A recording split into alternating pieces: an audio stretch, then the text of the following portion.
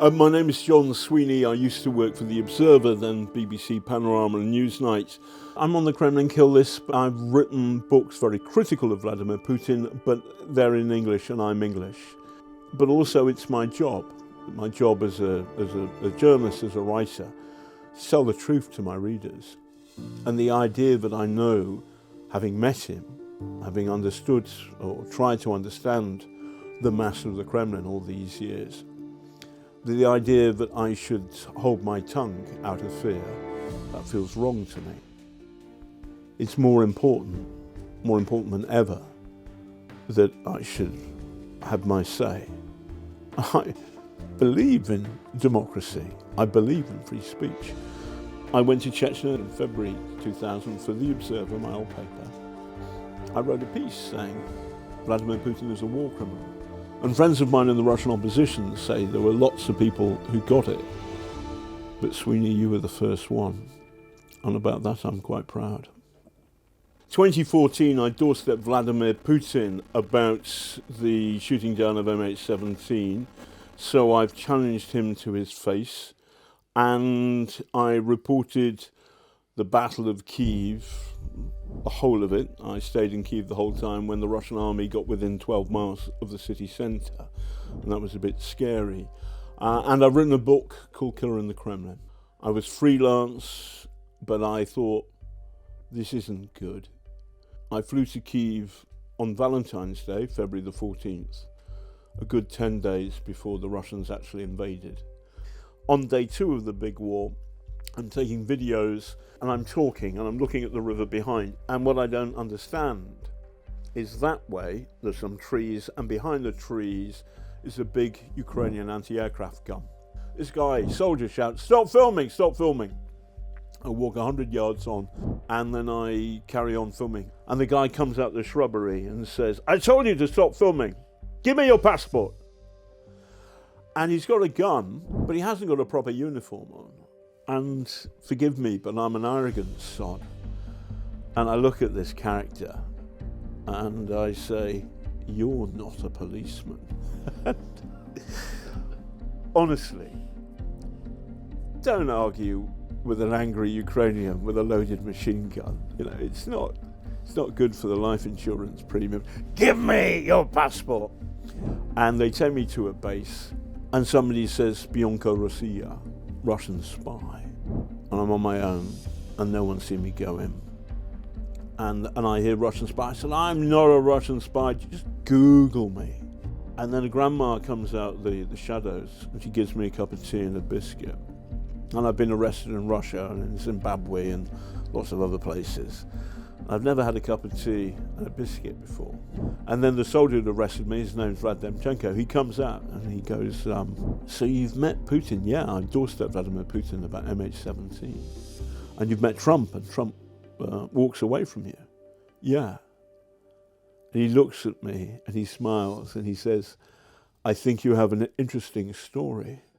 I had to go and hang out and be checked out by Ukrainian intelligence, the SBU, on day 2. Not a healthy place to hang out, because after the presidency, the headquarters of Ukrainian intelligence was the number 2 target of the Russians. But in the car that took us, there was Vlad and I in the back, and his commander and deputy commander. Of the 4 of us, the commander and deputy commander are dead. Only Vlad and I are still alive. So believe me, Ukrainians are shedding a lot of blood. And because it's a democracy and because they care about their own people, this is a terrible tragedy. Vladimir Putin doesn't care about his losses. And Ukrainians are a democracy and they care about them very, very much. I first understood that Vladimir Putin was a war criminal and a fascist in 2000. When I went to Chechnya undercover twice. Now remember, Chechnya isn't its own country, at least not yet. It's an autonomous republic, but part of Russia, southern Russia, very Muslim. Mountain people, historic enemies of the Russians. They've always fought them very, very, very hard. And Putin staged a war It was triggered by a series of apartment bombs in Moscow in which 300 people died. But there was something funny, peculiar about the Moscow apartment bombs, and the evidence is compelling. But actually this was a black operation by the FSB, which is the new name for the KGB, the KGB was the Soviet secret police. Remember, Putin was a colonel in the KGB and a secret policeman to his core. The reason I believe Vladimir Putin is ultimately responsible for the Moscow apartment bombs is that they were funny, peculiar.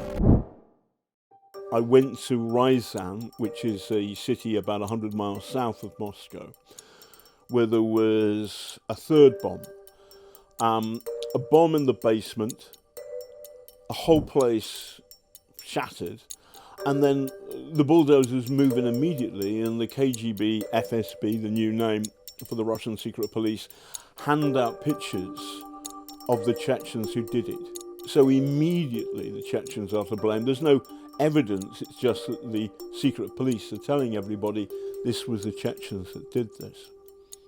Now, there was a Chechen who was seen to be involved in buying the explosives or in placing them into the apartments. And he popped up back in Chechnya, strangely alive, and only a while later did he die of a car accident. But there was another bomb in Volgodonsk in southern Russia.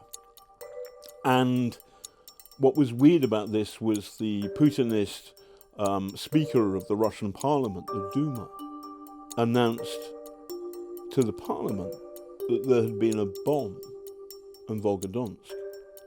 Now, there was a bomb in Volgodonsk, but it went off 3 days later. So how did the Putinist Speaker of the Russian Parliament, how did he know? Is he psychic? Or was this a plot that he was on the inside of? And in some way there was some glitch and it was delayed and he blew the secret too early. That's what I think happened. So in Ryazan, there was another bomb. The locals spotted something funny, peculiar. There were 3 Russians, 2 Russian men, not Chechens, who are generally, they're southerners, they've got swarthier skin, darker skin. And these people were ethnic Russians, white Russians. One of them was a woman, blonde. She had a bob. And they went in and they left something in the basement. And the locals called the local cops. And for some funny reason, the local cops, I think he might have been at war in Afghanistan, but he had a bomb disposal unit in the city. And the bomb disposal officer went out and he saw a proper detonator and he saw these bags labelled sugar.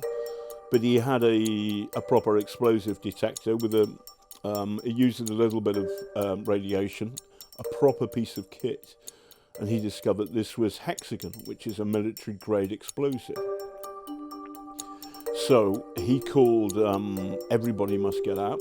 He made that order. And everybody was evacuated from the block of flats at 2 o'clock in the morning. This was a live exercise. There was a lady, an old lady who was dying, and she was moved out too. Now, you don't do this as a kind of exercise. This is for real. The bomb was real. The detonator was real. What happened was the 3 people who planted it, they had a Moscow plate on the front, and they had a Ryazan plate on the back, which had been sort of gaffer taped on. And the locals spotted the difference, identified it to the local cops, who put up checkpoints, and they caught the people who'd planted this bomb. And they were FSB, the Russian secret police. They showed their passes, and after a lot of shouting, they were let free. A day later, the head of the FSB, or one of the bosses, says this was all an exercise. We were doing it to test people's responses. And I went to Ryazan and I talked to the locals who'd seen these people. They were Russians, they weren't Chechens, one guy told me. Remember, this was when the media was pretty open.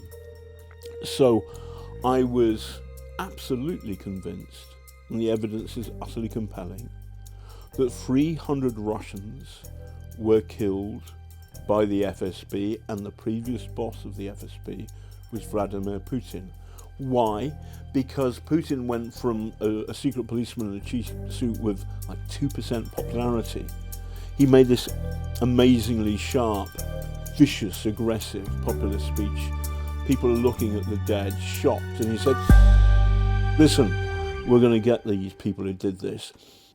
So I was absolutely convinced, and the evidence is utterly compelling, that 300 Russians were killed by the FSB, and the previous boss of the FSB was Vladimir Putin. Why? Because Putin went from a secret policeman with like 2% popularity. He made this amazingly sharp, vicious, aggressive populist speech. People are looking at the dead, shocked, and he said, listen, we're going to get these people who did this. We're going to kill them. So that was the moment when Putin went from Mr. Nobody to Mr. 80% in terms of popularity. But he did it by blowing up Russians. Vladimir Putin blew up Russians. Adolf Hitler burned down the Reichstag.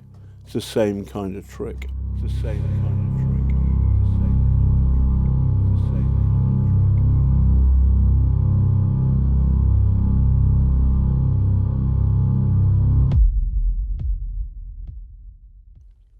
But the other thing Putin managed to do was he's kind of managed to brainwash the West. So very, very early on, in September 99 is when those apartment blocks blew up. Very early on, Tony Blair goes to St. Petersburg, I think to go and see the opera or the ballet with Putin before he's elected. He's elected in March 2000. So Blair, he's acting president, but Blair, by this visit, gives him his blessing before the Russian voters do. And George W. Bush says, I looked into Putin, I looked into his eyes, I saw his soul. No, you didn't, George W. And no, Tony Blair, you were wrong to do what you did. Because essentially the evidence was compelling, and I wrote about it in The Observer in March 2000, that Vladimir Putin was a war criminal. So I got a flavour in very early 2000 that there was something horribly wrong about the Western take on Putin. And of course, that also applies to the take of the Russian people on Putin. So Putin is incredibly good at brainwashing, at manipulating, at seeming to be something he isn't. And at that point, he pretended to be a friend of Western democracy, and he was aligning Russia, a new Russia, a better organised and more streamlined, more coherent Russian government with Western ideals. It was all poppycock. Vladimir Putin's agenda isn't just about Ukraine. It's about making Russia great again. What Putin is trying to do with his neighbours is to humiliate them and to show that Russia is a kind of greater Russia. Now, this is crazy on any number of levels, but let's start with number one. Russia's the biggest country on Earth. It's 11 time zones. Why on earth does Russia need more space? And you're looking at a man who believes the world should go back more or less to how the world looked like when Leonid Brezhnev was in the Kremlin of a mighty Soviet Union. Now, Putin actually isn't a communist. He gets it that there's something fundamentally wrong and stupid about the communist fairy story. Well done, good on him. But he still believes in Russian power.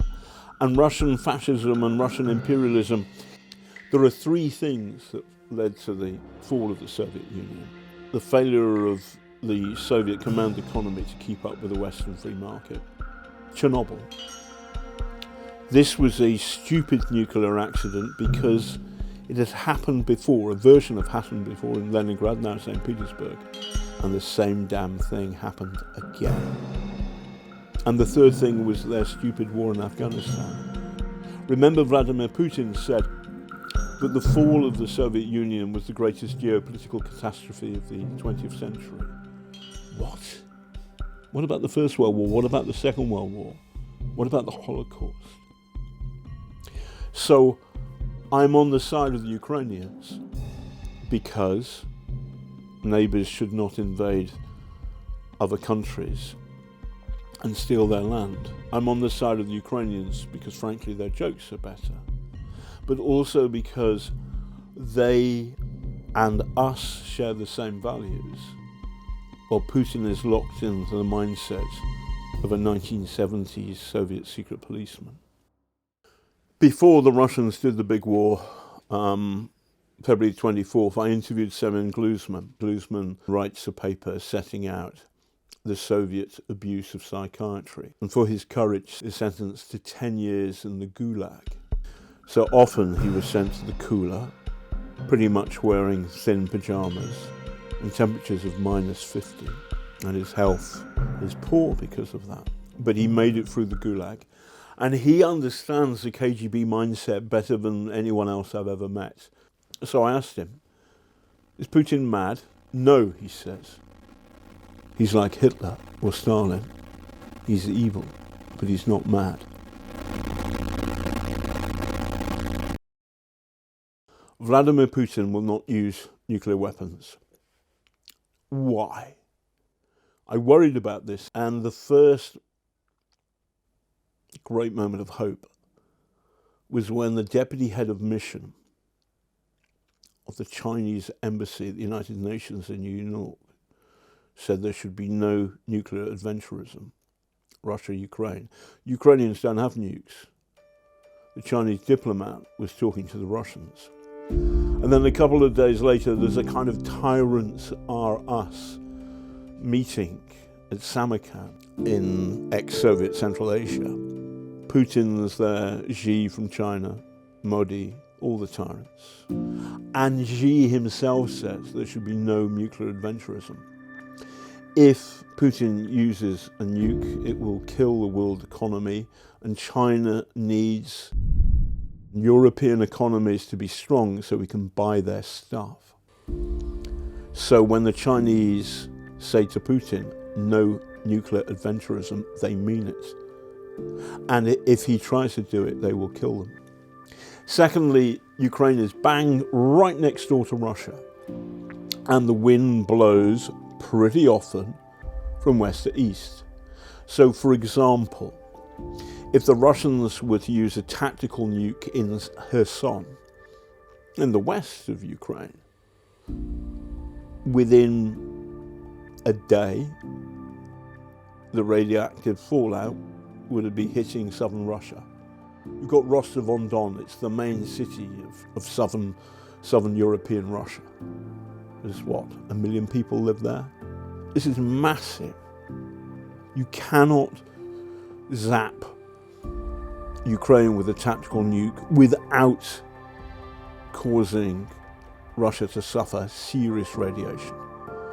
So it would be awful if Donald Trump does some kind of deal with Vladimir Putin, which puts horrible pressure on the Ukrainians to fold at exactly the moment when the Russian economy is about to collapse. So I worry, and I'm worried sick about Trump. This is terrible news for Ukraine, but it's also terrible news for us in the West, because essentially the leader of the Western world, Donald Trump, will be allowing Vladimir Putin to get away not just with mass murder, but stealing another country's land. So Trump's instincts seem to be to shaft Ukraine, and he admires Putin.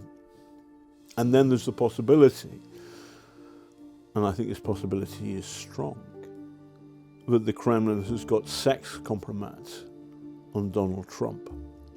This is the view of my friend Christopher Steele, who used to be the head of the Russia House at MI6. Once working in the private sector, he wrote a report for clients. It was never meant to be made public. It's called the Steele dossier, in which he says that the Russians have got sex compromise on Trump. Vladimir Putin is a secret policeman in the world's most fiendishly clever secret police organisation that's ever existed, the KGB. He knows his stuff. And if you doubt my word, look at the pictures when Trump meets Putin for the first time in 2018 in Helsinki. Frankly, it looks like a blackmailer, Vladimir Putin, and a blackmail victim, Trump. Trump is horrible and cocky about everybody apart from Vladimir Putin. So I'm worried about whether the Kremlin own the bit of Trump. The problem is Putin is no friend of the West or of American power. So weirdly, the reality that's about to slap Donald Trump in the face is he's got to stand up to Putin, or otherwise he's going to look weak. When people talk about negotiating with Vladimir Putin, I kind of want to say to them, you should see some of the things I've seen.